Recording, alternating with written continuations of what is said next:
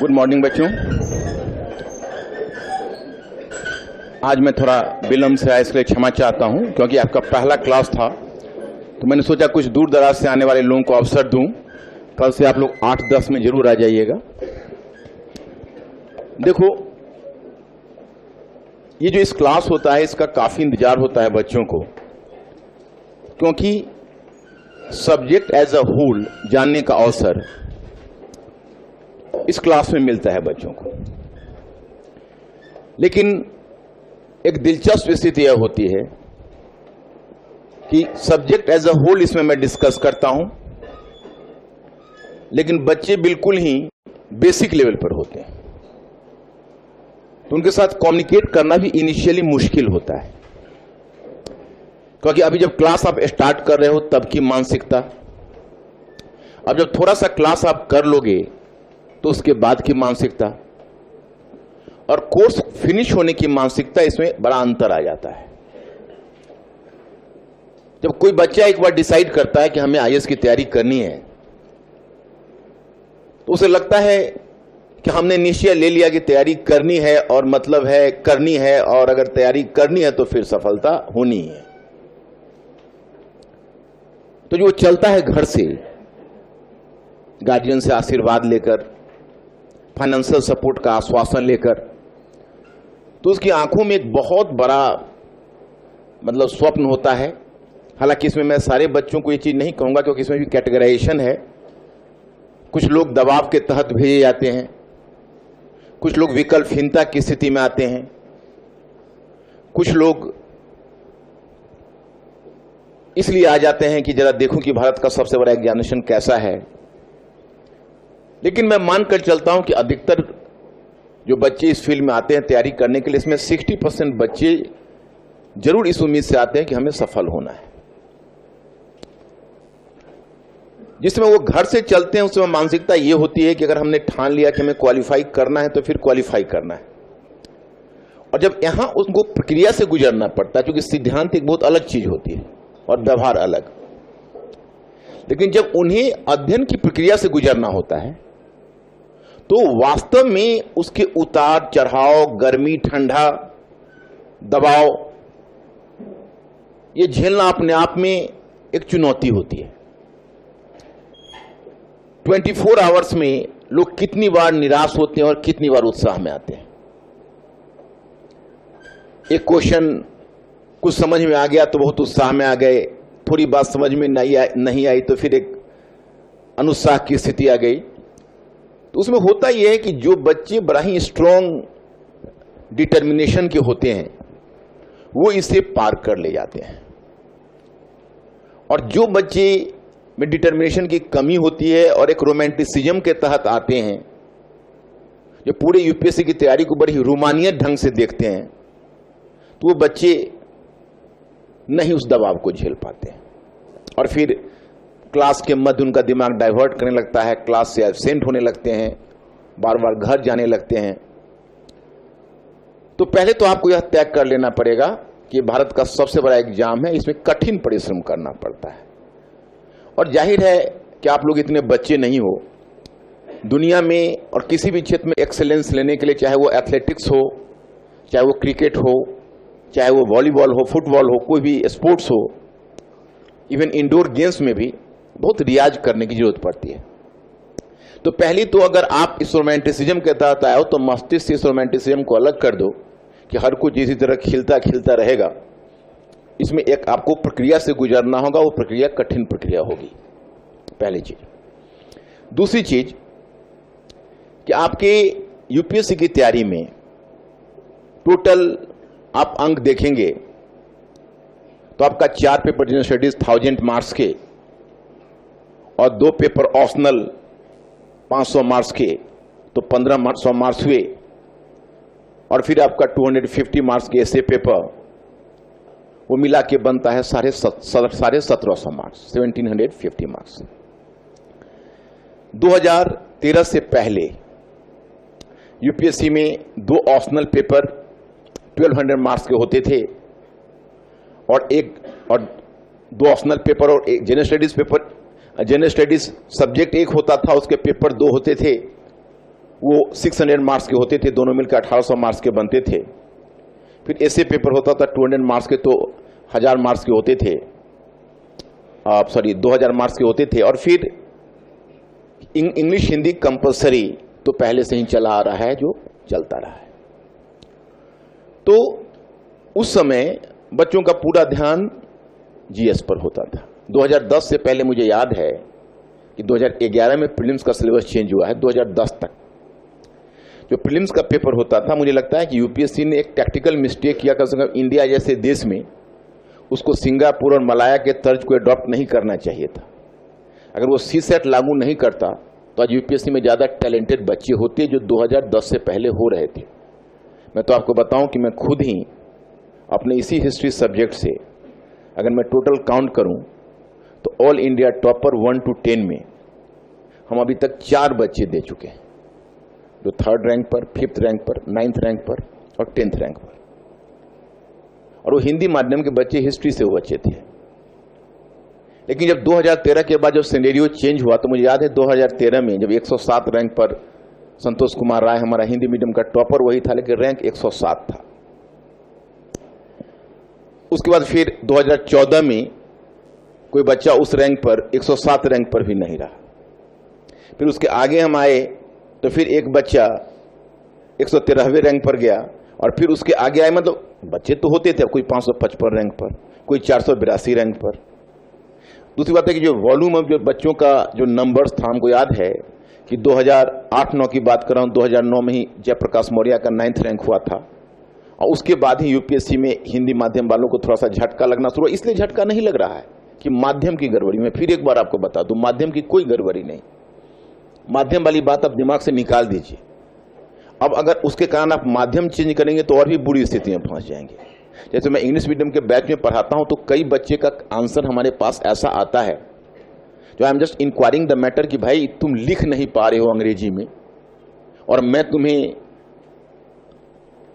Decline of Mughal empire पर हमने inferential question दिया हुआ है और तुम उस क्वेश्चन का आंसर अभी लिख नहीं पा रहे हो, तो तुम कैसे क्वालिफाई करने का कोई मतलब ही नहीं है। तुम्हारा तो मार्क्स ही बहुत बुरा आ जाएगा, क्योंकि तुम जो लिख रहे हो तुम्हारे पास लैंग्वेज ही नहीं है, तो एक्सप्रेशन कैसे करो। तो मैं इंक्वायर करता हूं तो पता चलता है कि वो बेचारा हिंदी माध्यम का था और हिंदी माध्यम में अच्छे ढंग से जीवन यापन कर रहा था, ठीक ठाक ही प्रगति चल रही थी। लेकिन किसी महानुभाव ने उसे सुझाव दे दिया कि हिंदी माध्यम में कम अंक आता है, इसी उम्मीद में उसने अंग्रेजी माध्यम ले ली। अब अंग्रेजी माध्यम में उसकी स्थिति है कि वो लिख ही नहीं पा रहा है, तो इसमें तो अब सफलता का कोई चांस ही नहीं। सफलता का चांस क्या, मुझे लगता है कि पहले वो इंग्लिश में ही मतलब इंग्लिश में अगर क्वालिफाई भी कर गया तो उसकी कॉपी जो चेक होगी तो पता चला कि डबल डेट में 50 या 55 मार्क्स लग के एक सब्जेक्ट में आ गया, तो सब्जेक्ट को भी डुबाएगा और फिर सब्जेक्ट की भी बदनामी हो जाएगी। मैं उसको फिर, मेरा कोशिश यही होती है कि हालांकि हिंदुत्व पार्टी तो बड़े बुरे कंटेक्स्ट में घर वापसी करती है, लेकिन मैं समझा बुझा के फिर उसको घर वापसी करवा देता हूं कि जा तू हिंदी मीडियम में लौट जा, बड़ी सुखी रहेगा तो उसमें। तो इस तरह की चीजें नहीं बिल्कुल करनी चाहिए, अपने माध्यम को चेंज नहीं करना चाहिए।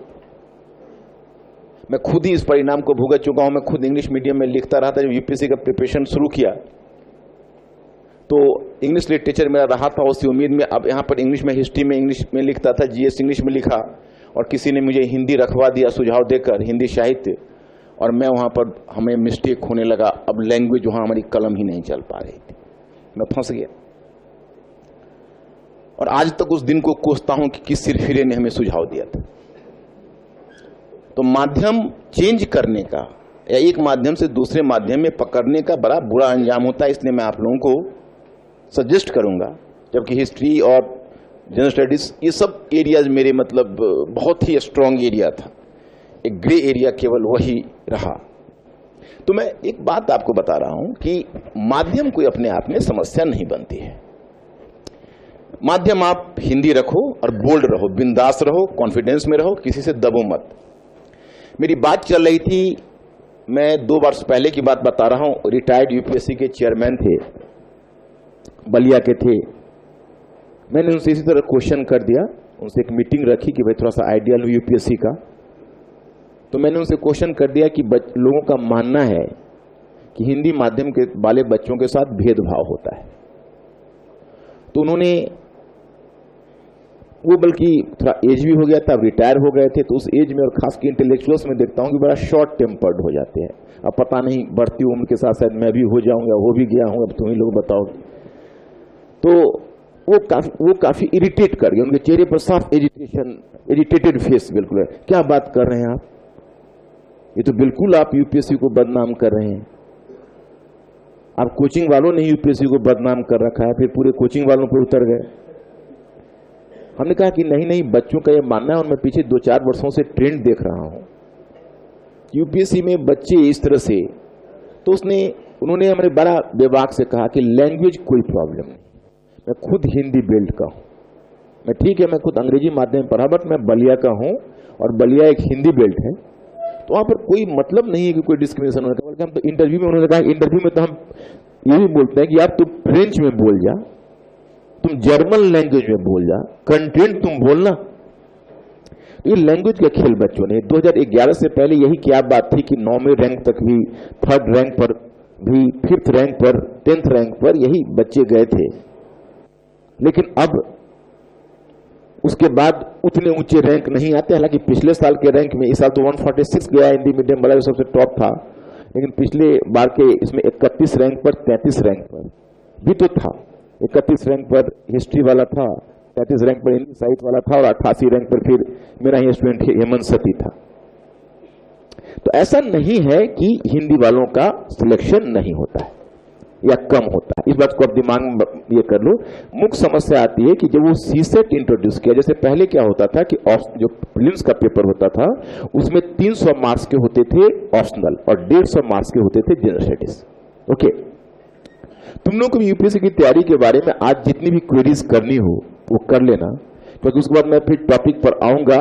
हालांकि क्वेरीज का उस समय मैं तुम्हें जवाब दूंगा और उस समय भी हम लोग बीच बीच में, लेकिन कुछ चीजें आज आपसे डिस्कस होना आवश्यक है, क्योंकि आपने तैयारी के क्षेत्र में कदम रखा है। फिर मैं तुमको क्वेश्चन का टाइप बताऊंगा, फिर मैं तुमको टॉपिक का टाइप बताऊंगा, फिर मैं सब्जेक्ट के बारे में बताऊंगा, फिर अन्य सब्जेक्ट से इसकी तुलना करके बताऊंगा कि कहां पर तुम्हें बेनिफिट है और क्या सावधानी बरतनी पड़ेगी। तो ये सारी कुछ मैं बताऊंगा। पहले मैं इस चीज को 1 by 1 आप लोगों को हल कर दूं।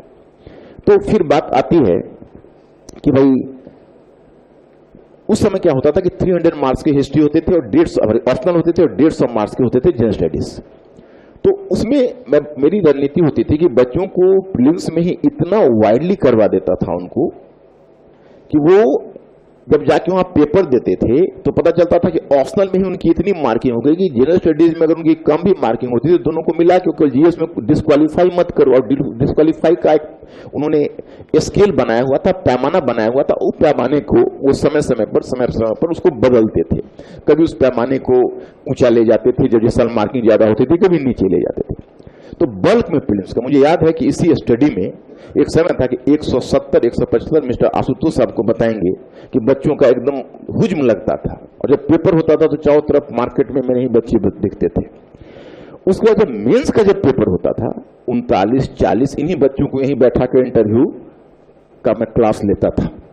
मतलब मैं तो 1-2 क्लास ही लेता था, बाकी तो टीम होती थी, लेकिन मैं 1-2 क्लास मैं हिस्ट्री एक्सक्लूसिव पढ़ लेता था, जबकि जो बच्चों को तो मेंस में इतना क्लियर हो जाता था कि इंटरव्यू में जरूरत नहीं पड़ती थी, कम पड़ती थी।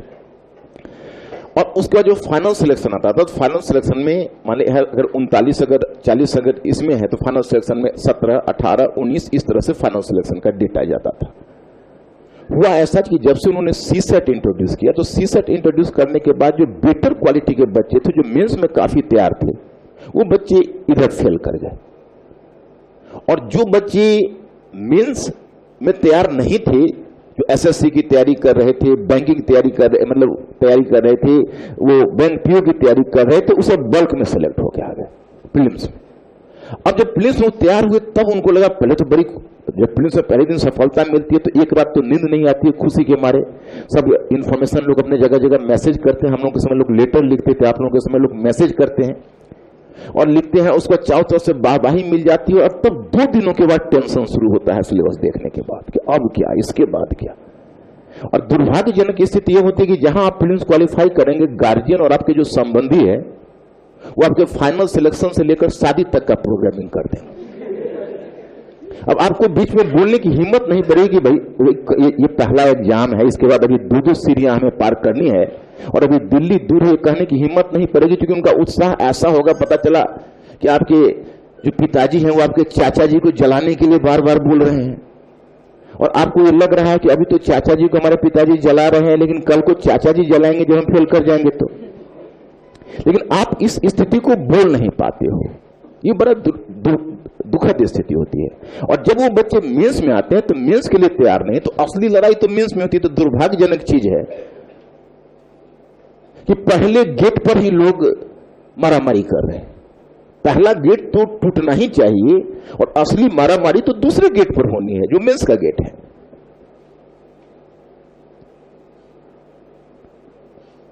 प्रीलिम्स तो आपका नालंदा विश्वविद्यालय का द्वारपाल है।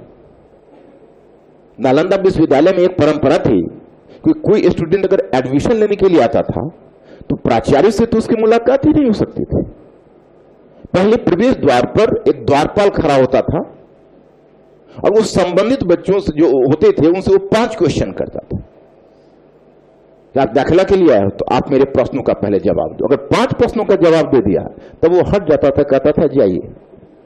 अगर 5 प्रश्नों का जवाब नहीं दिया तो मुस्कुरा के कहता था कि महानुभाव आप वापस चले जाए। तो प्रीलिम्स की परीक्षा वही।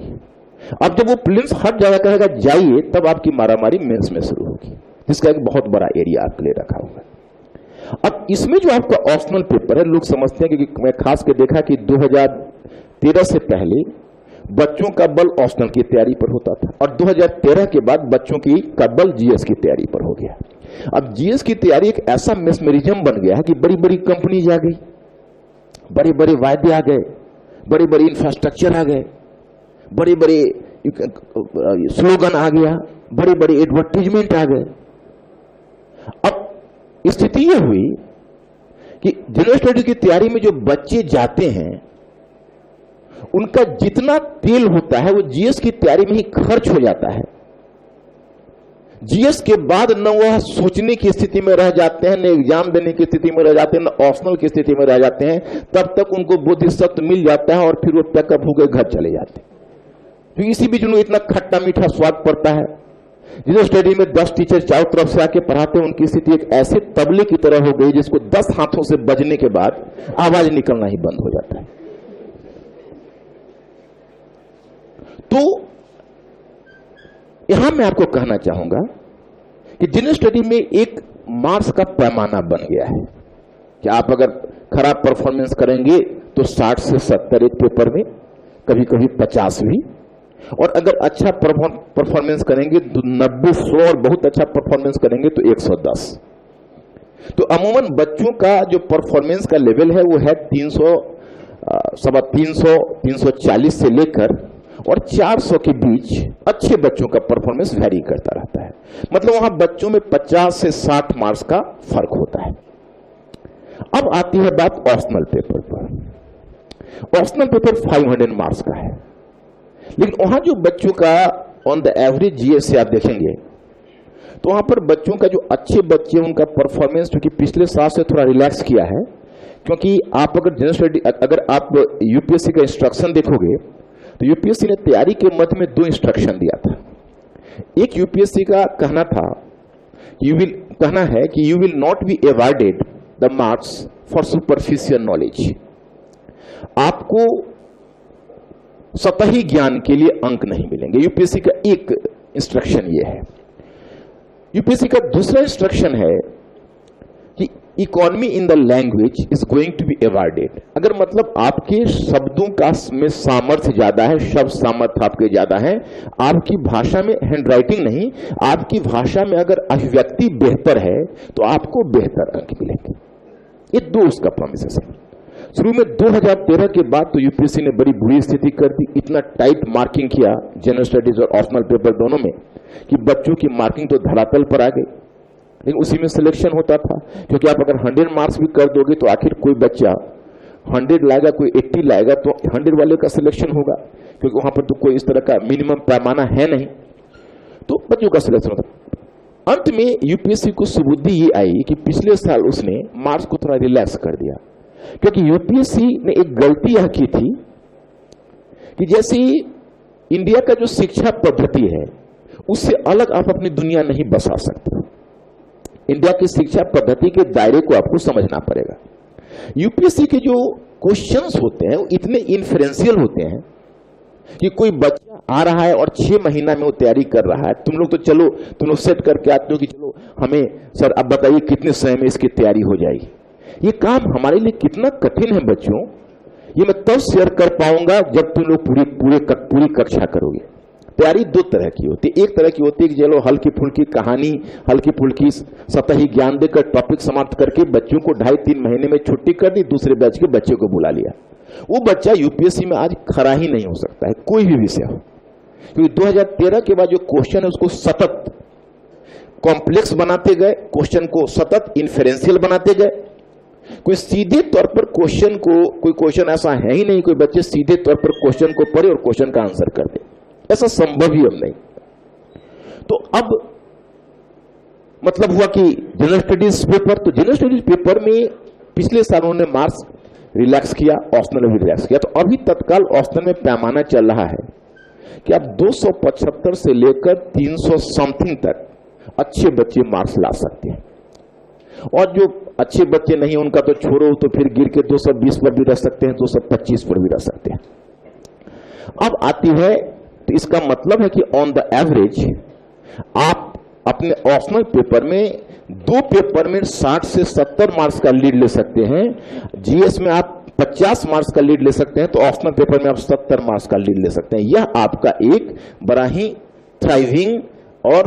थ्राइविंग एरिया होगा, जहां पर आप ऑप्शनल पेपर में अच्छा परफॉर्मेंस करके अपने सिलेक्शन में आप अपनी स्थिति को मजबूत कर सकते हैं। दूसरा कहां आप लीड ले सकते हैं, तो निबंध के पेपर में लीड ले सकते हैं। निबंध के पेपर में देखो, आप लीड लेने के तो जीएस पेपर में लीड लेने का काफी गुंजाइश है, लेकिन निबंध के पेपर में तुम लीड ले सकते हो, क्योंकि निबंध के पेपर में मैं जो ऑन द एवरेज देखता हूं, आज ही यूपीएससी का निबंध का पेपर है, संयोग से कुछ समय के बाद क्वेश्चन मिल जाएगा कि क्या है, लेकिन कुछ भी क्वेश्चन हो निबंध में तो ऐसा सोचना ही नहीं कि क्या क्वेश्चन है। मतलब निबंध के पेपर आपकी पूरी ओवरऑल जो अंडरस्टैंडिंग बनती है, वो ओवरऑल अंडरस्टैंडिंग से आपका निबंध का पत्र सॉल्व होता है। तो निबंध के पेपर में मैंने ट्रेंड देखा है कि 70 मार्क्स से, कभी कभी तो जब बहुत बुरा लिखा है उसको 60 भी आ गया, 70 मार्क्स से लेकर 130, 135, 140 मार्क्स का डिफरेंस है। अब it is a matter of surprise कि सिर्फ 250 अंक में, 250 अंक में अगर कोई बच्चा 60 मार्क्स का लीड ले रहा है, समझ रहे हो, और ऑप्शनल में वो 70 मार्क्स का लीड ले रहा है, और जनरल स्टडी में 50 मार्क्स का लीड ले रहा है, तो कहने के लिए जीएस में तुम पूरी ऊर्जा लगाते हो। हालांकि जीएस में ये बुरा नहीं मानता, जीएस में आप ऊर्जा लगाते हो, उसका फायदा आपको निबंध में मिल सकता है, क्योंकि जीएस से तो आपको ओवरऑल समझ बढ़ती है। अगर एट द कॉस्ट ऑफ आप ऑप्शनल पेपर करते हो, तो आप निश्चय ही टैक्टिकल मिस्टेक कर रहे हो। ऑप्शनल पेपर पर भी आपको उतना ही ध्यान देना है, 2 पेपर ऑप्शनल आपको उतना दिला देगा लीड, जितना आपको 4 पेपर जीएस ने नहीं दिलाया है। इस बात को ध्यान रखो, पहली चीज। दूसरी चीज, जो आपका निबंध का पेपर है, जो सबसे नेग्लेक्टेड पेपर है, मुझे नहीं लगता कि अपने पूरे कैरियर के दरमियान कोई बच्चा 10 दिन भी निबंध के लिए पढ़ता है। हालांकि इस बार जीएस वर्ल्ड में हमने एक बड़ा इनोवेशन किया है निबंध वाले मुद्दे पर, और उसको हमने एक नियमित रूप से बच्चों को इसके लिए तैयार किया है। आगे उसका एक बुक भी तैयार करवाने वाला हूं, और उनको एक सिस्टम से निबंध में भी उनका हेल्प मिलेगा, ताकि वो वहां पर लीड ले सके। तो ये ऑप्शनल पेपर का होता है। अब ऑप्शनल पेपर वाले में क्या होता है कि कौन सा ऑप्शनल ले, यह एक बच्चे जब आते हैं तो कई बच्चे तो 3 साल से केवल यही पूछ रहे हैं कि कौन सा ऑप्शनल है। अगर वो पढ़ना शुरू करते तो कब का वो ऑप्शनल समाप्त हो गया होता। दूसरी बात कि वो नॉर्मली एक यह भी दिलचस्प चीज है कि 2013 में जब सिलेबस चेंज हुआ और बच्चे जीएस की तैयारी में गए, तो जीएस की तैयारी में इतने मशगूल हो गए कि आज तक वो जीएस की ही तैयारी कर रहे हैं। कई बच्चे तो 2018 तक, पिछले 5 वर्षों से जीएस की तैयारी कर रहे हैं। फर्क केवल यह हुआ कि किसी कोचिंग में 50% तैयारी करके छोड़ दिया, किसी में 70%। तब तक इधर मार्केट में 20,000 वाले कोचिंग भी आ गए, तो सोचा कि चलो 20,000 देके इधर भी आजमा लेते हैं, तो उसमें फंसे हुए हैं। और सबसे फंस के जब तक आएंगे तब तक एज ही समाप्त हो जाएगा, तो कुछ बचेगा भी नहीं, ना जीएस, ना ऑप्शनल, न निबंध, सब कुछ समाप्त हो जाए। तो अब सवाल उठता है कि ऑप्शनल की तैयारी तुम्हें करनी है, तो फिर एक बहुत ही मार्केबल क्वेश्चन है कि how to prepare the optional, how to which optional should be selected, मतलब किस ऑप्शनल को ले। अब यह ऐसा एक माइंड बॉगलिंग क्वेश्चन है जो बच्चा प्राय हमसे पूछता है। हम जीएस वर्ल्ड में जाते हैं तो ही बच्चा पूछता है आउटसाइड की, सर मतलब कौन सा ऑप्शनल ले, थोड़ा सा बताइए। ये बड़ा ये मेरे लिए बड़ा ट्राइंग सिचुएशन हो जाता है। तुम अगर किसी हलवाई से पूछोगे कि मिठाई बढ़िया है या पकौड़ा, तो मिठाई को ही बढ़िया बताएगा।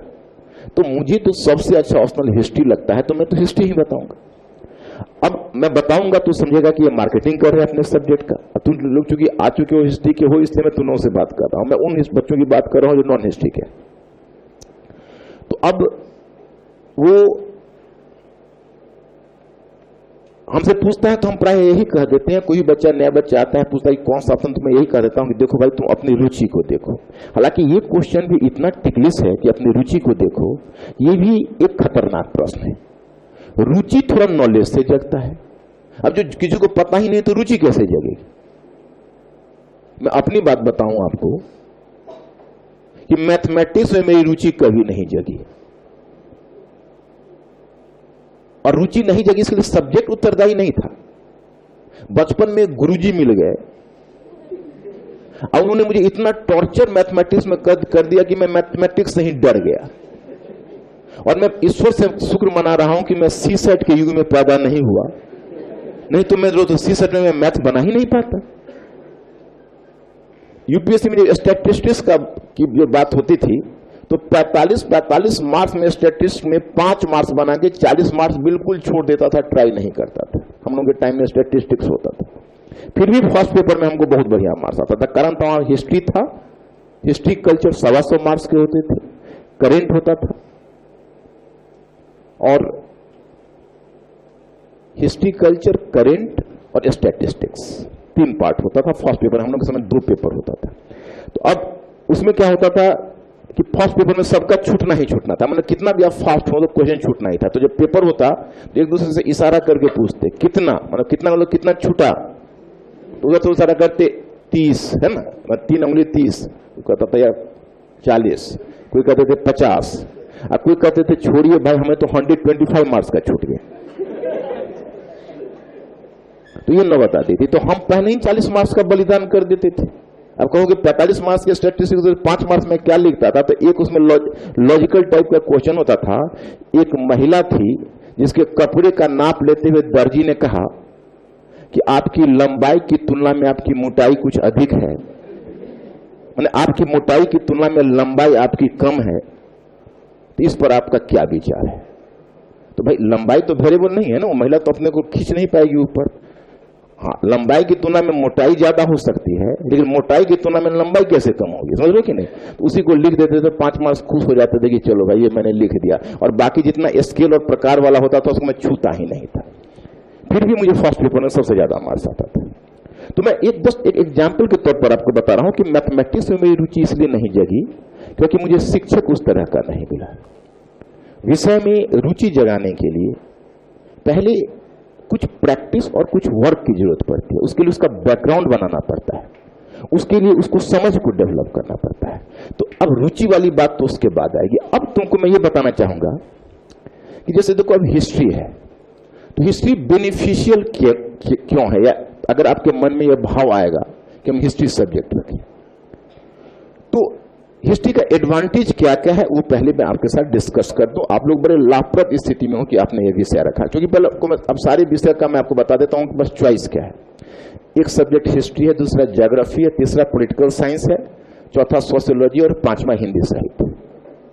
हिंदी साहित्य में एक सामान्यतः नॉर्मली ऐसा देखा गया है, या ऐसा भ्रम अब पता नहीं फैल गया है, फैलाया गया है, ये भी मैं नहीं कह सकता कि भाई जो साहित्य है, लेकिन साहित्य मेरा रह चुका है खुद। मैं किसी भी विषय को बुरा नहीं मानता, सारे विषय अच्छे हैं, अंक लाने के लिए सारे विषय अच्छे हैं, कोई विषय को मैं बुरा, अच्छा या खराब नहीं कहता। लेकिन एक प्रॉब्लम क्या होता है कि जो साहित्य होता है उस साहित्य में थोड़ी सी रुचि चाहिए होती है। मतलब रुचि का मतलब फिर वही कहोगे, अब रुचि तो भाई बनने से बनती है, मतलब एक साहित्य एक बेंट ऑफ माइंड होता है। जैसे हम लोग जो ग्रेजुएशन में पढ़ते थे तो हम लोग का हिस्ट्री था, और एक सब्सिडियरी में था सब्जेक्ट इंग्लिश लिटरेचर।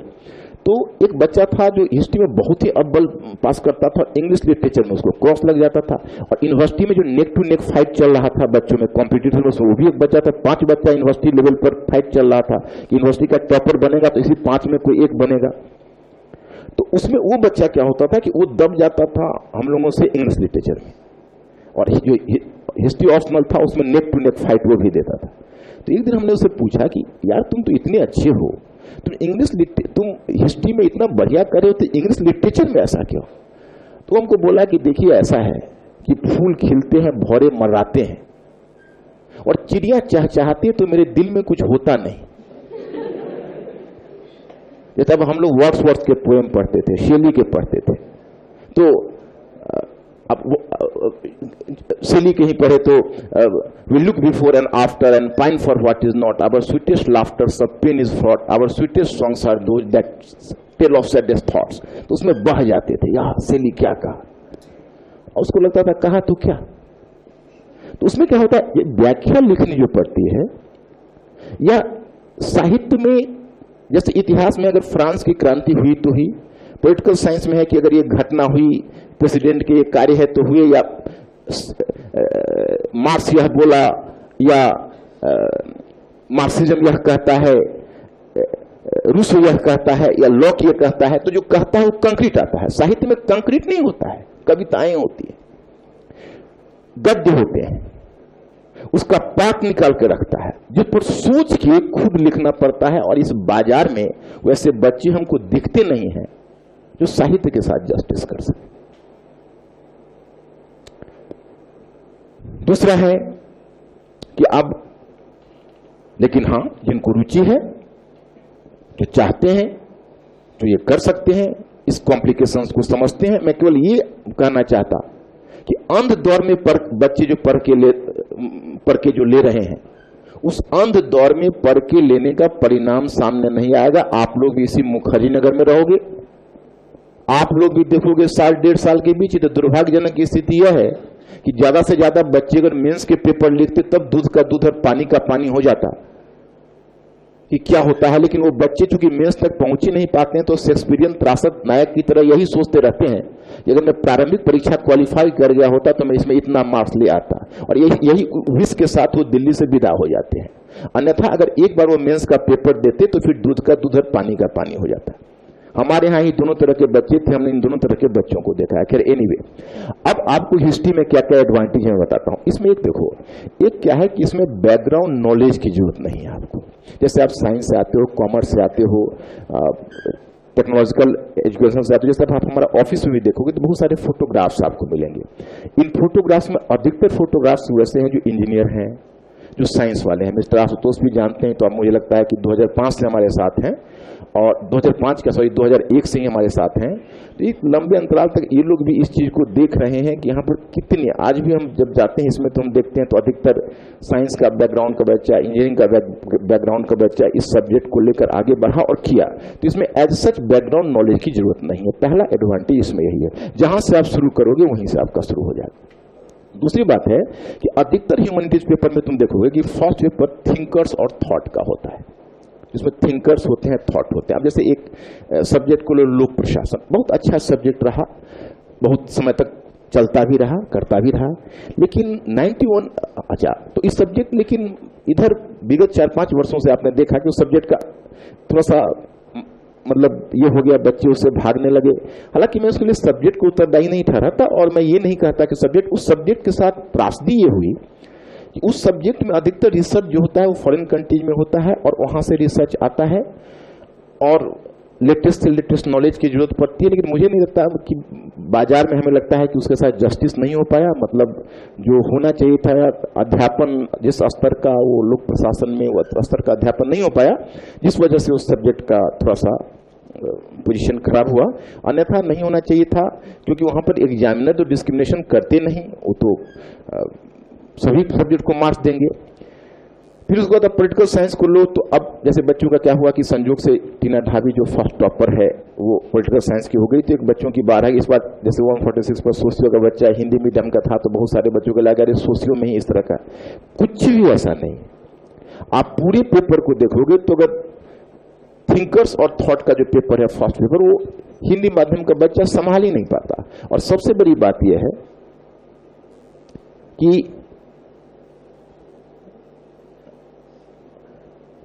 जो थिंकर्स और थॉट का जो भी पेपर है उसमें 2013 के बाद जो क्वेश्चन के स्टैंडर्ड पूछे गए हैं वो इतने अप्लाइड हैं, इतने अप्लाइड क्वेश्चन हैं कि उसमें हिंदी मीडियम के बच्चों को स्टैंड करने में बड़ी मुश्किल हो जाती है।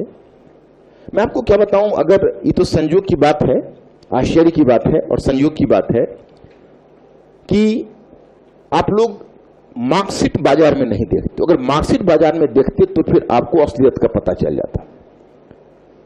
ओवरऑल क्वालिफाइड देखते, ओवरऑल जो क्वालिफाइड लड़के होते हैं वो किसी विषय में आए तो क्वालिफाइड करे। टीना ढाबी मैं नहीं मानता इसलिए क्वालिफाई की, इंग्लिश मीडियम की थी, वो थ्रू आउट रही, उसका पूरे गार्जियन का सपोर्ट रहा, उसका अच्छा एजुकेशन हुआ, लेडी श्री राम कॉलेज से थी दिल्ली में, पॉल साइंस पर और बाकी सब्जेक्ट पर उसका ग्रिप है। अभी भी उसका आप आंसर देखोगे तो थीसिस बेस्ड राइटिंग जो हम बच्चों को सिखाना चाहते हैं वो ऑलरेडी राइटिंग बहुत मैच्योर ढंग से वो कर पा रही थी।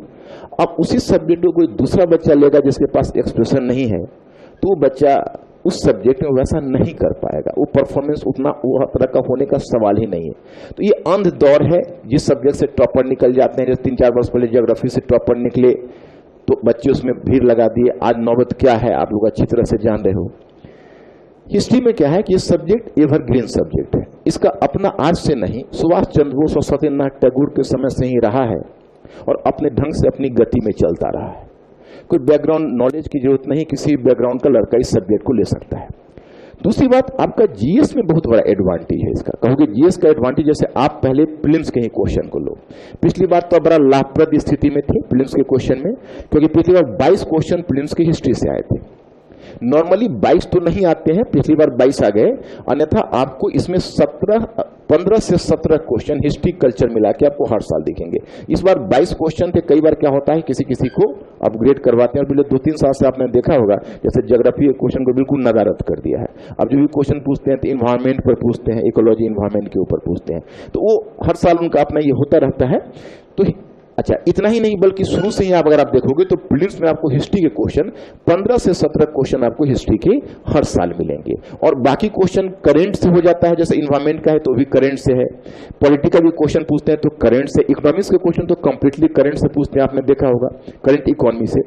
लेकिन हिस्ट्री का क्वेश्चन में वो करेंट नहीं कर सकते, वो हिस्ट्री कल्चर में उतना लेते ही हैं। तो अगर 5 क्वेश्चन भी तुमने लीड ले लिया प्रीलिम्स में, तो प्रीलिम्स क्वालिफाई करने की संभावना तुम्हारे अपने राइवल से तुम्हें ज्यादा मिल जाएगी। 5 क्वेश्चन का भी तुमने लीड ले लिया तो प्रीलिम्स में। मेंस में आओ तो मेंस में फर्स्ट पेपर में 250 मार्क्स के फर्स्ट पेपर है, 100 मार्क्स हिस्ट्री, 100 मार्क्स ज्योग्राफी और 50 मार्क्स इंडियन सोसाइटी। अब कहोगे इसमें क्या एडवांटेज है? 100 मार्क्स तो एडवांटेज का इसमें प्रश्न क्या है, क्योंकि 100 मार्क्स के तो हिस्ट्री भी और 100 मार्क्स की ज्योग्राफी भी है, ठीक है, और 50 मार्क्स की इंडियन सोसाइटी है। एक्चुअली ज्योग्राफी के क्वेश्चन को तुम पढ़ के देखो, क्वेश्चन बैंक तुम लोग घर में रखते हो तो क्वेश्चन बैंक खोल के देखना, ज्योग्राफी के क्वेश्चन को तुम खोल कर देखो, तो वहां पर तुमको पता चलेगा कि उसमें जैसे अगर 7 क्वेश्चन उन्होंने ज्योग्राफी का पूछा है, 8 क्वेश्चन ज्योग्राफी का पूछा है, नॉर्मली अब 12.5 मार्क्स के पूछते हैं तो 8 पूछते हैं, अगर 10 मार्क्स के पूछते हैं तो 10 क्वेश्चन तक ले जाते हैं। तो उसमें तुम देखोगे कि जो क्वेश्चन पूछते हैं तो उसमें कम से कम 60% क्वेश्चन बिल्कुल करेंट होगा, 60 to 70% क्वेश्चन, मतलब है तो ज्योग्राफी का लेकिन करंट इशू से जुड़ा हुआ होगा मुद्दा, कुछ इन्वायरमेंट से जुड़ा हुआ होगा, थोड़ा इकोनॉमी से जुड़ा हुआ होगा, तो इस तरह से कुछ नेचुरल डिजास्टर से जुड़ा हुआ होगा। लेकिन अगर आप हिस्ट्री के क्वेश्चन को देखोगे तो प्योरली आपको हिस्ट्री कल्चर का क्वेश्चन दिखेगा। मेजोलिथिक कला है ना, मध्य पाषाण कालिक चित्रकला के सौंदर्य बोध पर प्रकाश डालिए, आधुनिक चित्रकला के सौंदर्य बोध से ये कहां तक तुल्य है। और देखिए सिर मुड़ाते हैं ओले पड़े, नॉन हिस्ट्री का जो बच्चा है वो तो हाथ जोड़ लेगा कि भाई ये मध्य पाषाण कालीन मुझे मुश्किल है समझना, और ऊपर से मध्य पाषाण कालीन चित्रकला, और चित्रकला में भी सिर मुड़ाते हैं ओले पड़े, चित्रकला में सौंदर्य बोध।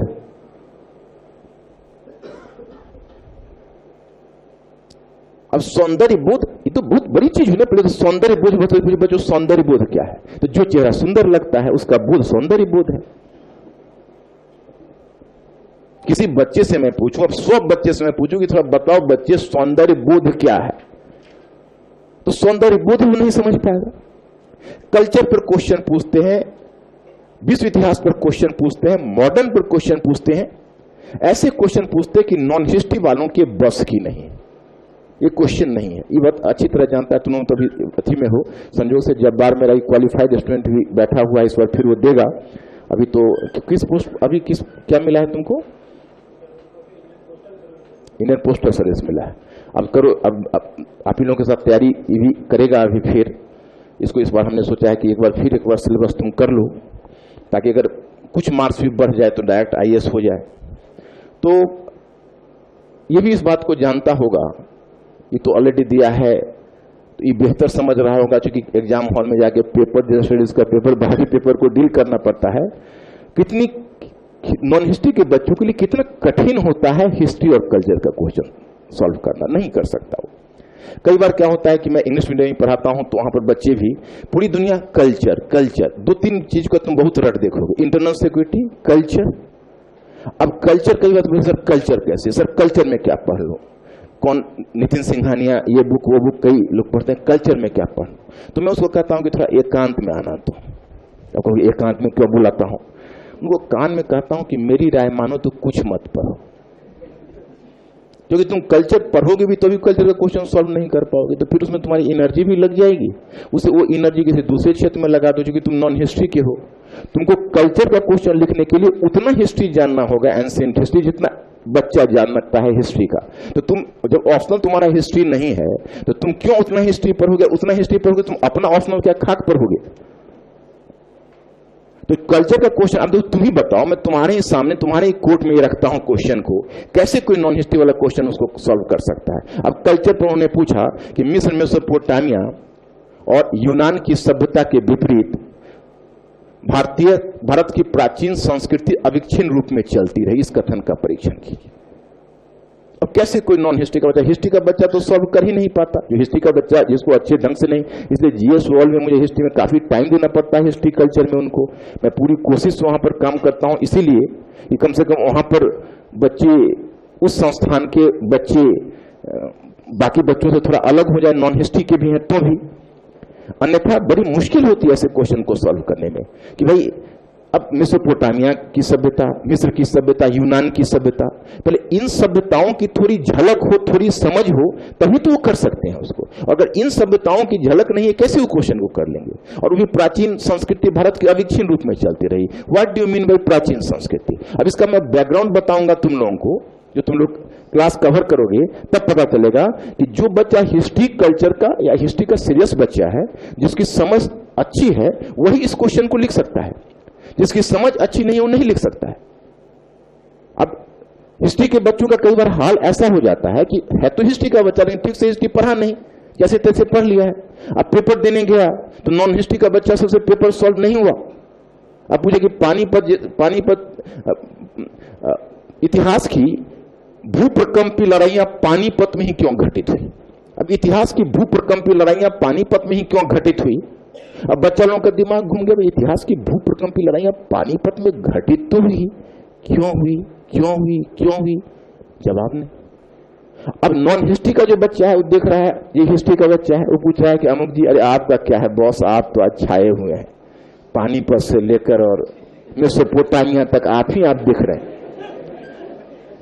और वो जो अमुक जी हैं उनकी स्थिति भी खराब है, क्योंकि वो भी गंभीरता से तो पढ़ा नहीं है। तो कहते हैं हाँ हम लोग के लिए थोड़ा कंफर्टेबल जरूर है, लेकिन मन ही मन कहते हैं कि हमारी स्थिति आज तुमसे कोई खास ज्यादा अच्छी नहीं है। तो मतलब ये होता है कि अगर चीजों को तुम समग्रता से देखते हो तभी पढ़ते हो। नॉन हिस्ट्री के बच्चों को मैं बोल देता हूं कि कल्चर के लिए तुम अलग से एफर्ट मत लगाओ, कुछ नहीं कर पाओगे। कोई भी बुक पढ़ोगे वही धाक के 3 पात, वहां पर क्वेश्चन उसका आंसर कर नहीं पाओगे। तो बच्चों यहाँ पर तुम एक लीड ले सकते हो। फर्स्ट पेपर में मैं उम्मीद लगा के बैठा हूं कि तुम लोग 50 मार्क्स का लीड लो, बाकी बच्चों से 50 मार्क्स। तो क्यों? तो 100 मार्क्स में बाकी बच्चा नॉन हिस्ट्री का बच्चा 20 मार्क्स से ज्यादा नहीं ला पाएगा, 20% से ज्यादा मार्क्स वो नहीं ला पाएगा।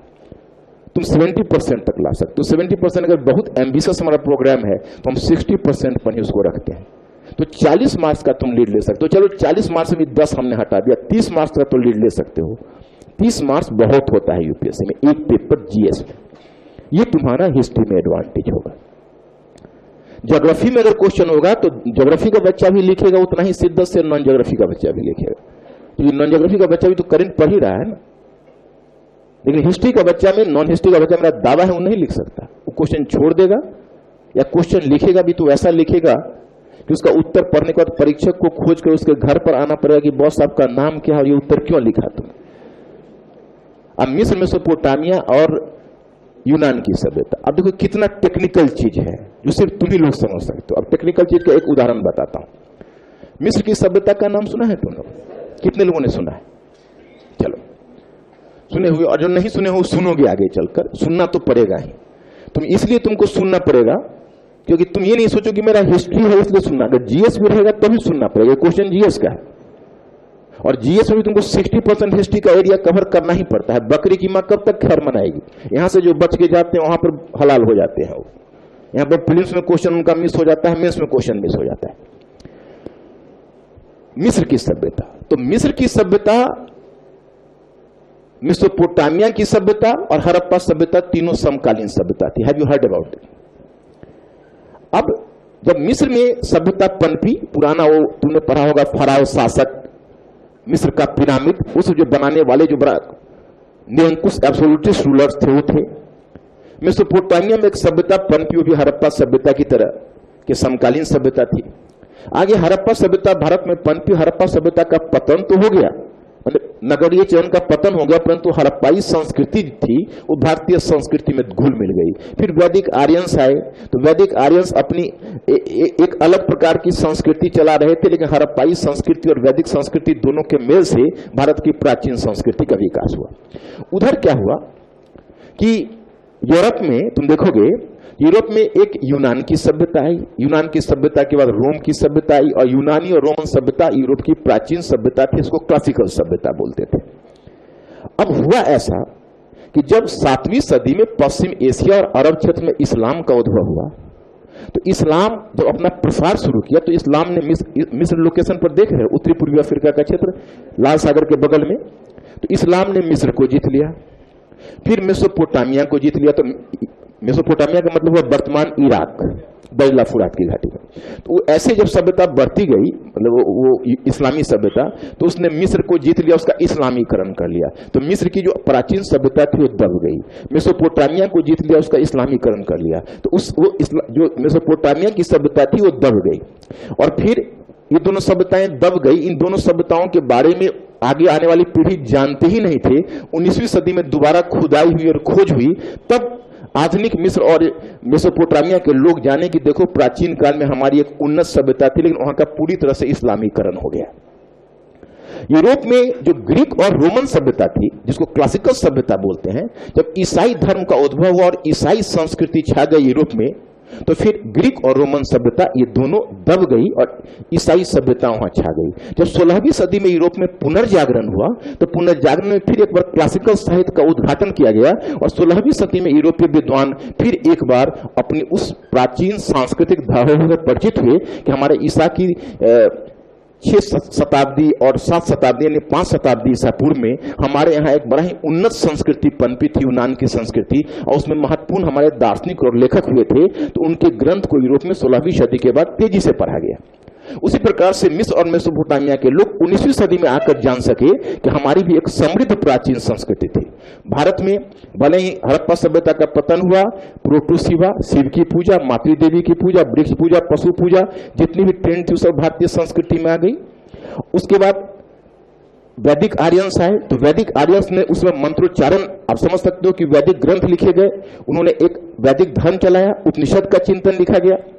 भारत पर भी इस्लाम का हमला हुआ 12वीं सदी में। 12वीं सदी में इस्लामी राज वैसे तो शुरू हो गया महमूद गजनी के समय से ही, लेकिन 12वीं सदी के अंत में यहाँ पर एक इस्लामी शक्ति की तुर्की राज्य की स्थापना हुई। फिर तुर्क के बाद मुगल आए, तो मुस्लिम शक्ति ने यहाँ भी आक्रमण किया, लेकिन भारत एक ऐसा देश था जिसको इस्लाम धर्मांतरण नहीं करा पाया।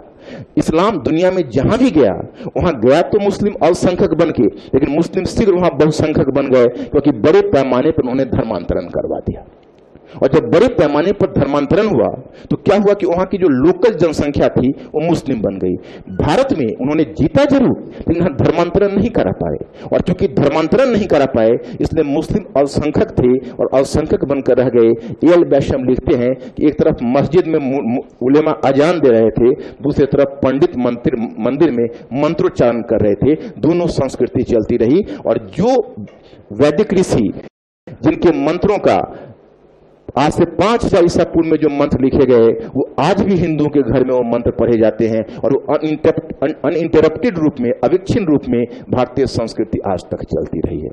अब इतनी समझ जिसको विकसित होगी वही संस्कृति का क्वेश्चन लिखेगा। जरा यूपीएससी के जो क्वेश्चन सेट है उनको बुला के पूछा जाए कि क्या भारत में बच्चों को आपने इस कदर की शिक्षा दी है कि बच्चे आपके प्रश्न का जवाब दे सके। अगर आपको शिक्षा व्यवस्था में परिवर्तन करना था तो पहले स्कूली शिक्षा में परिवर्तन कीजिए, कॉलेज की शिक्षा में परिवर्तन कीजिए। इन बच्चों को जो कॉलेज और स्कूल के प्रोडक्ट जो आ रहे हैं और सिविल सेवा में आप ऐसे बम्बार्डमेंट कर रहे हैं, तो आप ये बच्चे कहां से उसके जवाब देंगे। अब तुम लोगों को यूपीएससी के स्तर पर लाने के लिए विशेष रूप से तैयार अपने आप को करना पड़ेगा। तो मानसिक रूप से इस बात के लिए तैयार हो ना। आवाज में दम नहीं है, क्योंकि किसी भी उम्र में अगर डिटर्मिनेशन हो तो तैयारी हो सकती है। लेकिन ये बात जान लो, सौदा सस्ता नहीं है। कोई विषय दिखाकर, कोई एडवर्टीजमेंट करके, कोई कुछ करके बच्चों को ठग कर कोचिंग संस्थान में ले आए, लेकिन कोचिंग संस्थान के बस की चीज नहीं रह गई सिविल सर्विस की तैयारी कराना। उसके लिए तुमको विशेष रूप से तैयारी करने की जरूरत है। तो हिस्ट्री में एक एडवांटेज ये है कि जीएस में तुमको फायदा मिलेगा, और फायदा सिर्फ यही नहीं मिलेगा कि तुम उस विषय को लिखोगे, फायदा यह मिलेगा कि दूसरे बच्चे उस विषय को नहीं लिख पाएंगे और तुम लिखोगे, इसलिए तुमको एडवांटेज होगा। तीसरा फायदा जो मुझे नजर आता है, जैसे अब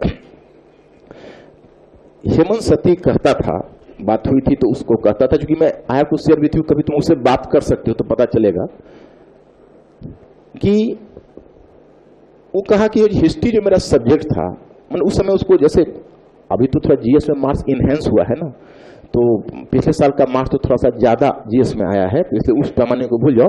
पीछे से पीछे मार्क्स थोड़ा और कम था जीएस में, तो उसको 333 मार्क्स आया हुआ था। तो उस समय के, अपने समय के लिए उसका अच्छा मार्क्स माना गया था 333 उसका। तो ऑप्शनल में भी उसका ठीक ठाक था और जनरल स्टडीज में भी उसको ठीक ठाक ही लगभग था 333। तो ले दे के तो फिर आईएएस उसको मिल गया।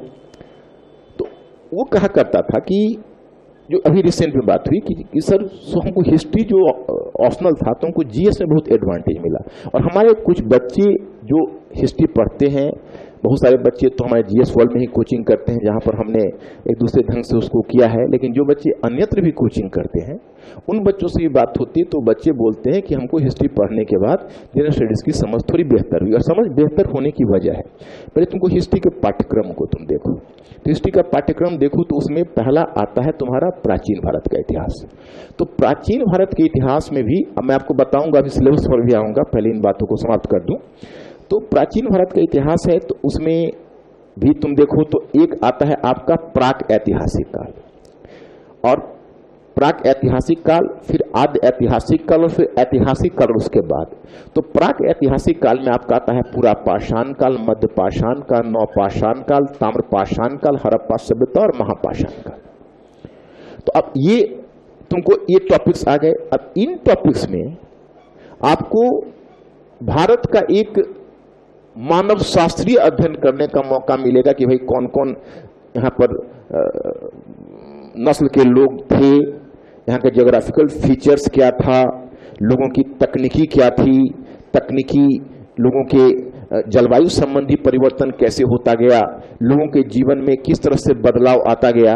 और सबसे आश्चर्यजनक चीज होगी जिसको बच्चे अकेले पढ़ते थे कि भारत की पहली नगरीय सभ्यता जो विश्व की विलक्षण सभ्यता थी उसी काल में विकसित हुई।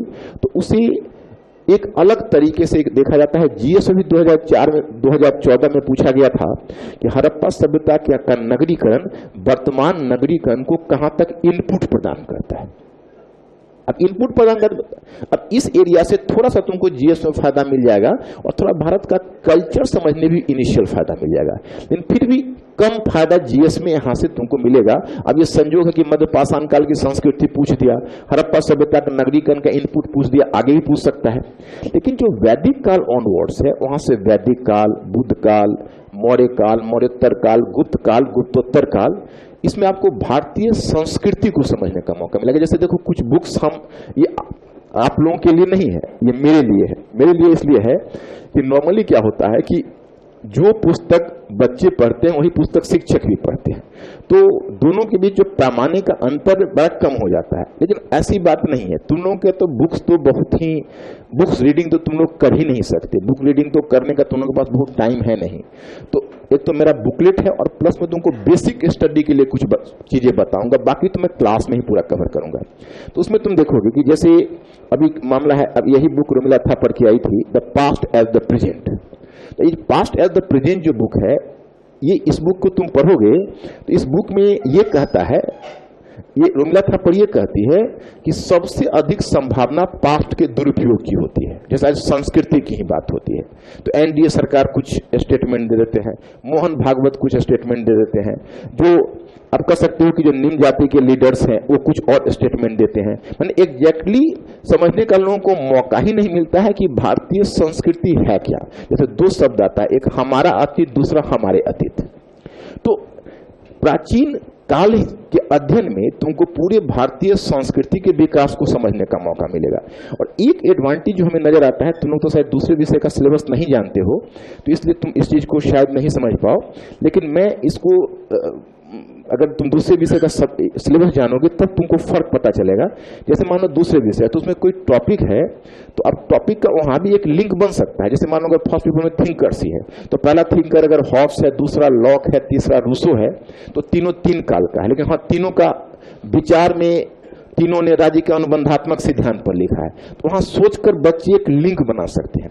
लेकिन बहुत सारे विषय ऐसे हैं जिसमें ये टॉपिक है, जैसे समाजशास्त्री, तो उसमें क्या है कि एक टॉपिक का दूसरे टॉपिक से वैसा लिंक नहीं बनता है जैसा लिंक हिस्ट्री में बनता है। जैसे हिस्ट्री में पूरी दुनिया, जैसे वैदिक काल में आए, वैदिक काल से आप बुद्ध काल में आए, बुद्ध काल से मौर्य काल में आए, मौर्य से मौर्योत्तर काल में आए, तो आप एक काल से दूसरे काल में आ रहे हो, तो उन कालों को तुम स्वतंत्र रूप से अध्ययन कर ही नहीं सकते।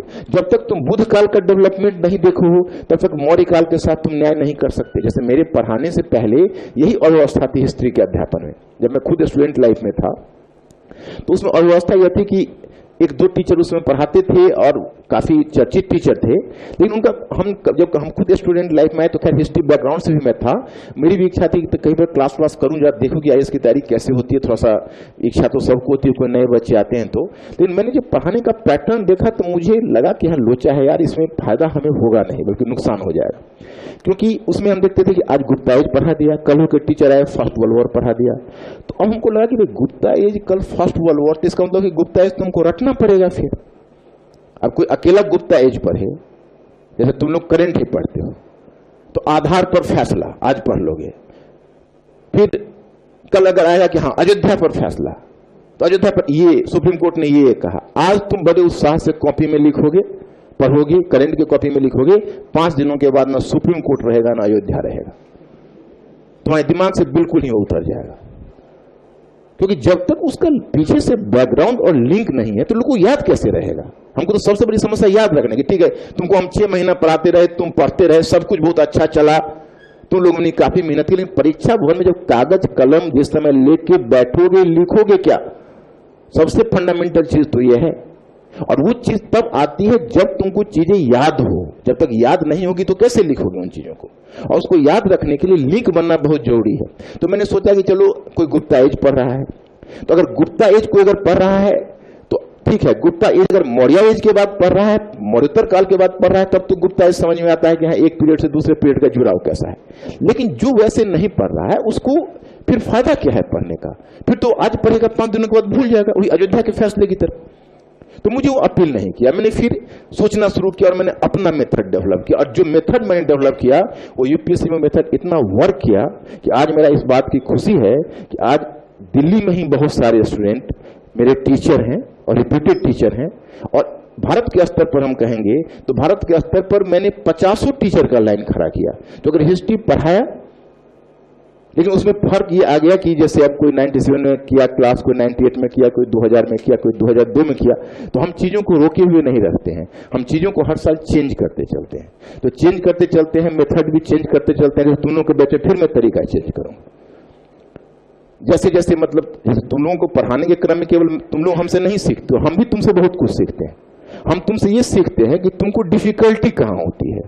मैं इतना कोशिश करता हूं फिर भी तुमको कहाँ प्रॉब्लम होता है, तो मैं दूसरे बैच में फिर उसको, अच्छा उसके बाद जो मेरे क्वालिफाइड स्टूडेंट होते हैं और जो बच्चे इंटरव्यू में मतलब क्वालिफाई किया, इंटरव्यू से हट गया, और जो बच्चे फाइनल क्वालिफाई किया, और जो बच्चे मेंस में ही छट गया, इन तीनों तरह के बच्चे से हम अलग अलग राय लेते हैं कि तुमको क्या दिक्कत महसूस हुई, और तब उस राय के आधार पर फिर मैं अपने अध्यापन में परिवर्तन लाने का प्रयास करता हूं। तो इसलिए उसमें दिक्कत तुम्हें नहीं होती है। तो वो जो तरीका था वो तरीका गलत था, और जो मैंने अपना तरीका डेवलप किया, अब तुम लोगों को मैं लाता हूं विषय के ऊपर, और बहुत अच्छे ढंग से तुम समझ पाओगे कि किस प्रकार से हम लोग हिस्ट्री का काम करेंगे तो तुम्हारे लिए कैसे आसान होगा। एक चीज तो तुम देखो, मानता चलो कोई भी ऑप्शनल हो, ये बहुत मायने रखता है कि यूपीएससी के लायक तुम्हारी तैयारी हो रही है कि नहीं। ये मायने नहीं रखता कि तुम्हारा विषय क्या है, तुम्हारे लिए मायने यह रखता है कि तुम्हारा जो अध्यापन हो रहा है वो यूपीएससी स्तर का अध्यापन हो रहा है या नहीं। तो उसमें दो तीन चीजें होती है। एक, पहले सबसे पहले जरूरत होती है फंडामेंटल्स का ज्ञान। जैसे अब तुम कागज कलम उठाओ और हम पाठ्यक्रम के सहारे पूरे भारतीय इतिहास को, पूरे भारतीय इतिहास के पाठ्यक्रम का विश्लेषण करके हम तुमको समझा देते हैं, और बड़े अभी पढ़ाते नहीं हैं, अभी हम कॉम्प्लेक्स कुछ नहीं बताएंगे, अभी तुमको थोड़ा सा एक आइडिया देंगे कि ताकि तुम यह समझो कि हमें जरूरत क्या है। जैसे लिखो, हाँ, भारतीय इतिहास, भारतीय इतिहास,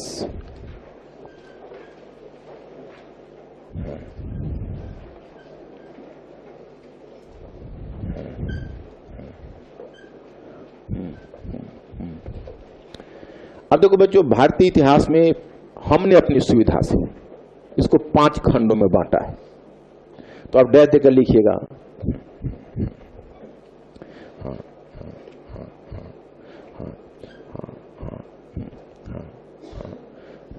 कि अध्ययन के क्रम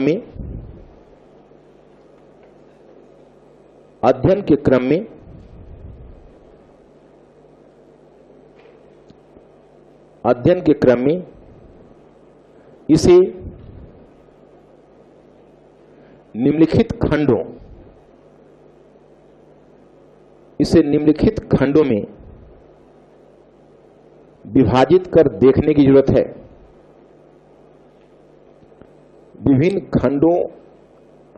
निम्नलिखित खंडों में विभाजित कर देखने की जरूरत है।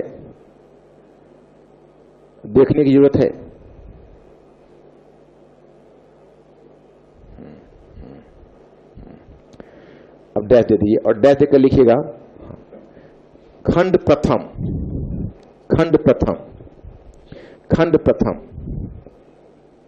और खंड प्रथम में लिखिएगा प्राक ऐतिहासिक काल,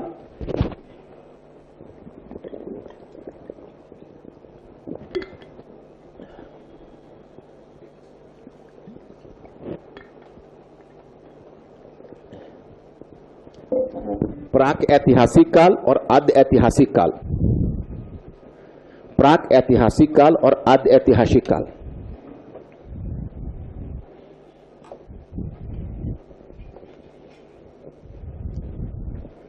और इसमें आप अब डैश देकर सब टॉपिक बनाइए, इसको इस तरह से डॉट देते जाइए, टॉपिक डॉट देकर यहां पर लिखिए पूरा पाषाण काल,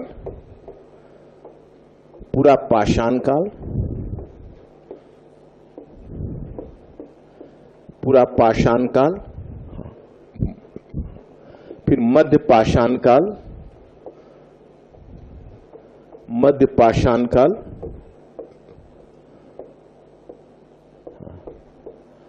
और फिर यहां दीजिएगा नव पाषाण काल, पूरा पाषाण काल, मध्य पाषाण काल, नव पाषाण काल, नव पाषाण काल, फिर वही उसी तरह से डॉट देके हड़प्पा सभ्यता, हड़प्पा सभ्यता,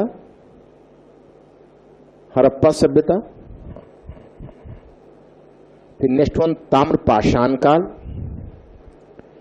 ताम्रपाषाण काल,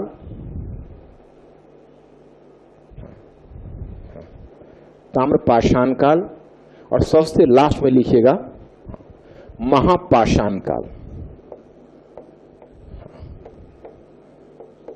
महापाषाण काल।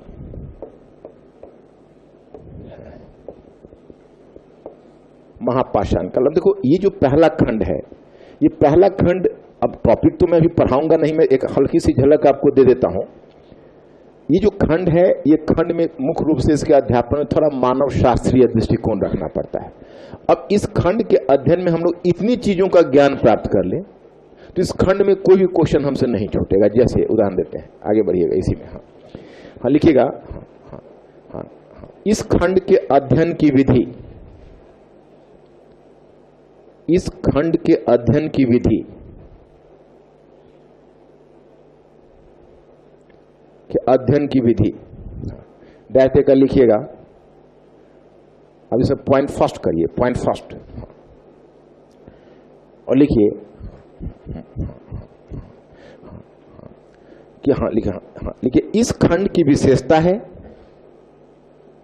इस खंड की विशेषता है,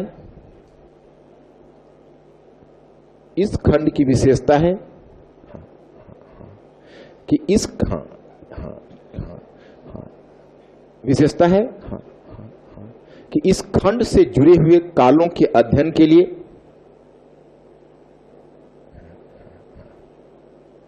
इस खंड से जुड़े हुए कालों के अध्ययन के लिए जुड़े हुए कालों के अध्ययन के लिए साहित्यिक साक्ष्य का उपलब्ध नहीं होना, साहित्यिक साक्ष्य का उपलब्ध नहीं होना, साहित्यिक साक्ष्य का उपलब्ध नहीं होना, तथा हमारी लगभग पूरी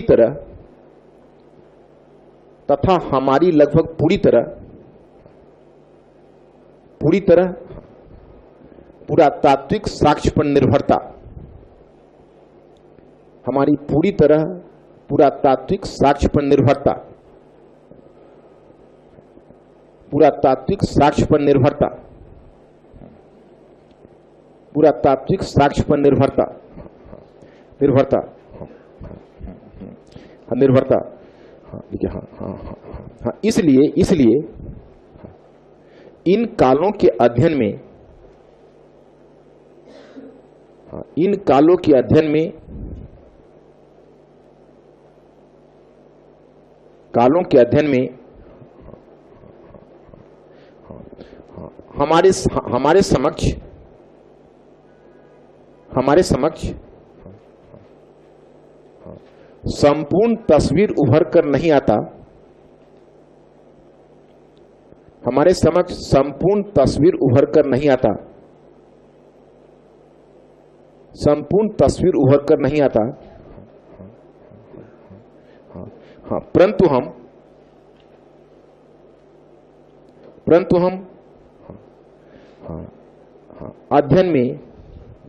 अध्ययन के क्रम में निम्नलिखित बिंदुओं पर विचार करते हैं।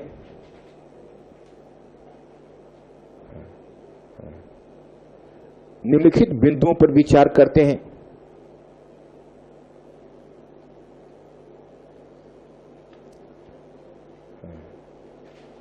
अब फिर अगर पॉइंट 2 लिख दीजिएगा, पॉइंट 2, इसी से जोड़ के पॉइंट तो अपनी सुविधा से हम कर देते हैं। पॉइंट 2 लिखिएगा कि पुरातात्विक साक्ष्य हमें, पुरातात्विक साक्ष्य हमें,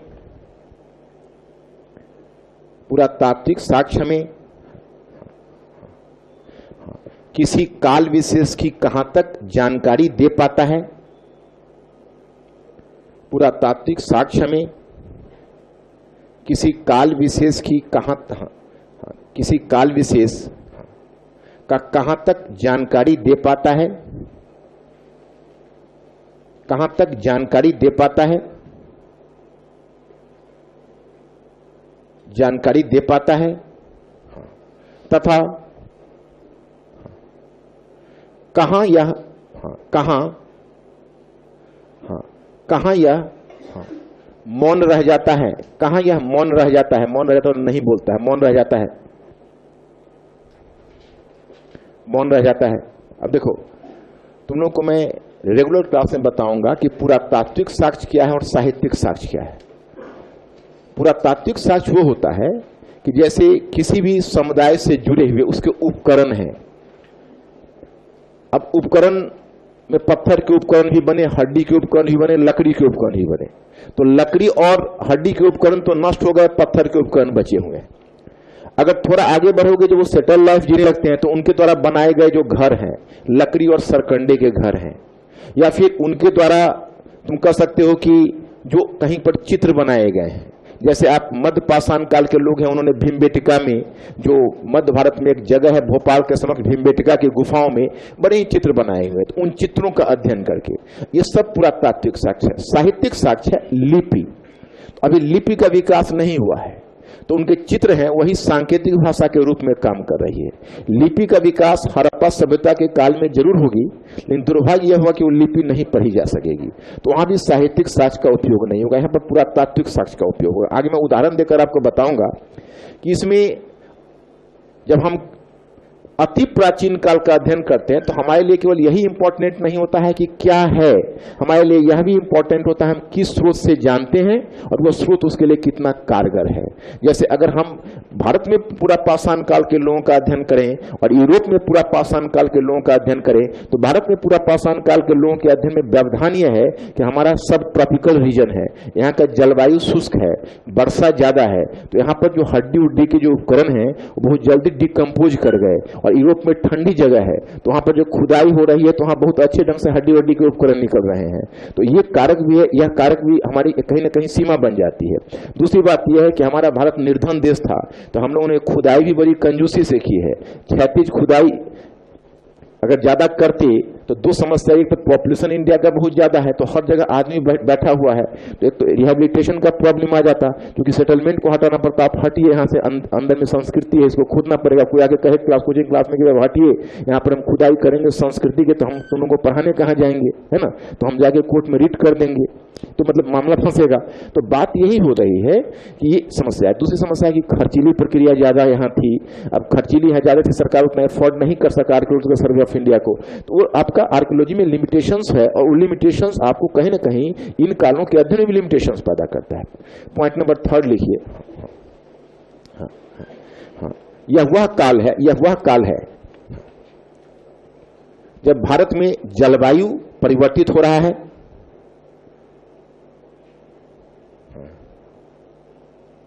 जलवायु परिवर्तित हो रहा है, यह अधिक शुष्क हो रहा है, यह अधिक शुष्क हो रहा है, अधिक शुष्क हो रहा है, शुष्क हो रहा है।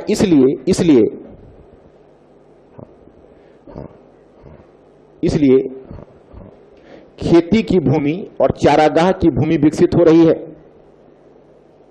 खेती की भूमि और चारागाह की भूमि विकसित हो रही है।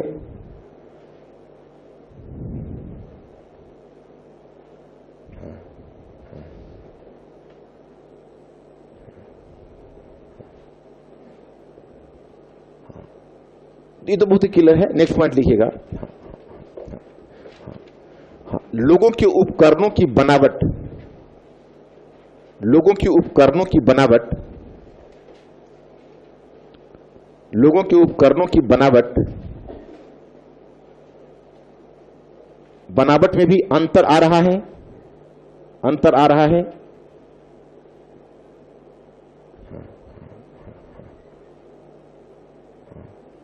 जहां पहले बड़े और भारी उपकरण बनते थे, जहां पहले बड़े और भारी उपकरण बनते थे, वहीं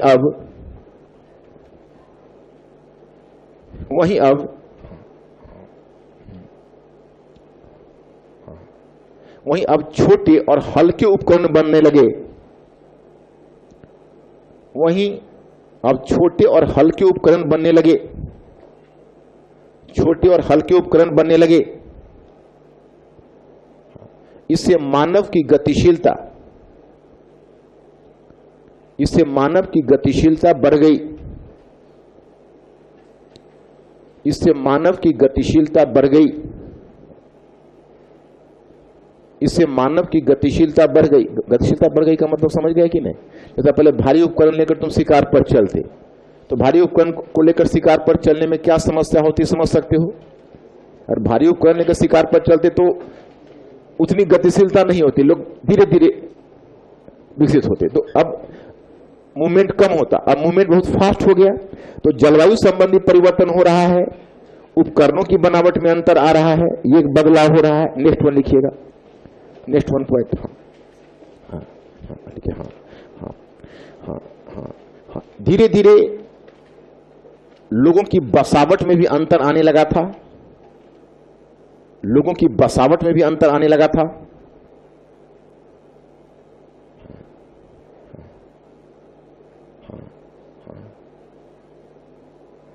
बसावट में भी अंतर आने लगा था। बसावट में भी अंतर आने लगा था।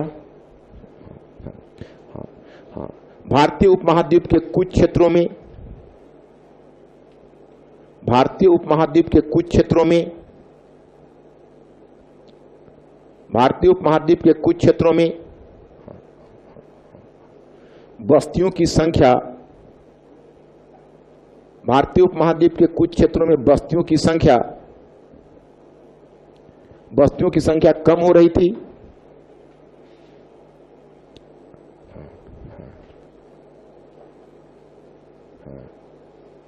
कम हो रही थी। वहीं कुछ अन्य क्षेत्रों में, बस्तियों की संख्या बढ़ रही थी। वहीं कुछ अन्य क्षेत्रों में बस्तियों की संख्या बढ़ रही थी। अब ब्रैकेट में वहीं पर ब्रैकेट डाल के लिख दो कि मानचित्र पर स्थल देखना है, मतलब स्थल का काम आपको मानचित्र पर करना होगा।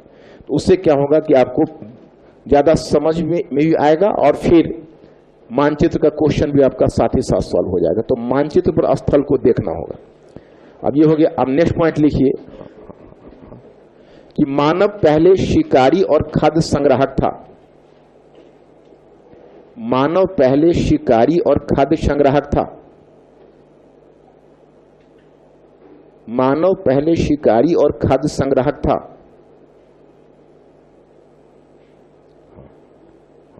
परंतु कृषि एवं पशुपालन की शुरुआत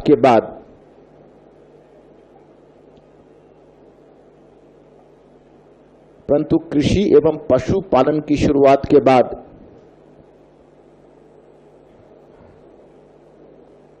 मानव खाद्य उत्पादक बन गया। मानव खाद्य उत्पादक बन गया और यहीं से इतिहास में बड़े परिवर्तन आए।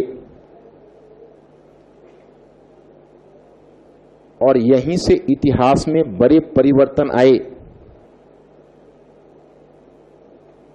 बड़े परिवर्तन आए। और देखो, पहले मानव क्या करते थे? पत्थर के उपकरणों से, बाकी उपकरणों से शिकार करते थे। और शिकार और खाद्य संग्रह का मतलब जानते हो? खाद्य संग्रह का मतलब हुआ जैसे जंगली उत्पाद को तोड़ के लाए, कहीं फल मिल गया तो उसको खा लिया, कहीं मधु मिल गया तो उसको ले लिया और उसको इस्तेमाल कर लिया, उसको खा पी लिया। यही मानव का जीवन यापन होता था। हाँ, 2 पॉइंट इसमें और। लेकिन अब शिकारी और खाद्य संग्राहक का मतलब हुआ कि अब पशु को मार के खाना। मैं बताऊंगा रेगुलर क्लास में, सर थोड़ा तुमको झलक दे रहा हूं। हम चाहते हैं कि एक बार पूरे इंडियन हिस्ट्री का सिलेबस पर तुम्हारी नजर पड़ जाए ना, तो फिर उसमें मैं तरीका बता दूं कि कितना आसान है और कैसे हम क्वेश्चन को वहां पर डील कर लेंगे आसानी के साथ। क्योंकि देखो, अब एक बार हम पहले इस पूरे प्रकरण पर चाहते हैं, जैसे अब शिकारी और खाद्य संग्रह का है तो खुद पता चल जाएगा तुम्हें। अब पशुपालन क्यों होगा? पशुपालन होगा कि आप शिकार के लिए निकले भूखे, पता चला कि उनको शिकार ही नहीं मिला, और भूख से बिलबिला रहे हैं, वापस आ गए तो उनके दिमाग में आइडिया है कि 10-20 को बांध के रखते हैं, जब जरूरत होगी तो उसको काट के खा लेंगे। अब उसके बाद वो गए कुछ जिंदा पशुओं को पकड़ा, उसको बांध के रखा। अब बांध के रखा एक खास वातावरण में, आगे उनको पता चला कि अरे कल तो 20 था, अचानक 22 हो गया, बड़ा छोटा छोटा छोटा छोटा वो पशु आ गया। तो उनको दिमाग में आया अच्छा अच्छा ये सब पैदा भी करता है, मतलब कि ये सब है ना बढ़ा भी सकता है, वंश वृद्धि की भी संभावना है। तो वो कृत्रिम वातावरण देने लगे, तो पशु से फिर पशु निकलने लगे, और फिर क्या हुआ कि पशुओं की संख्या बढ़ने लगी।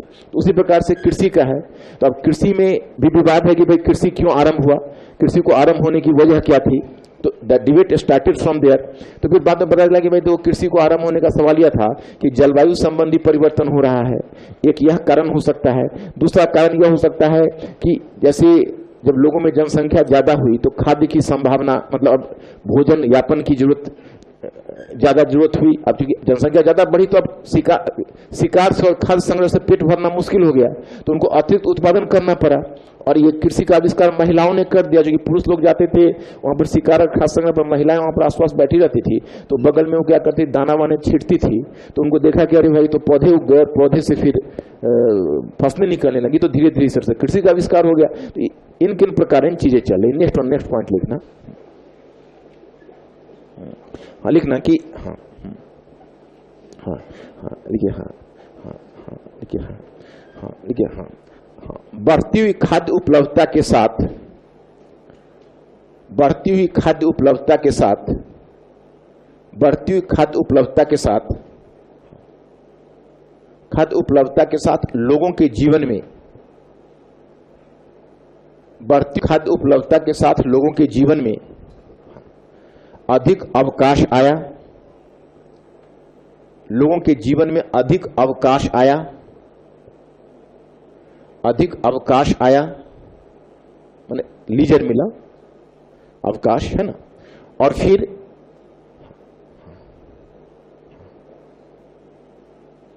हाँ, लोगों का आकर्षण धर्म एवं कला की ओर बढ़ा, लोगों का आकर्षण धर्म और कला की ओर बढ़ा।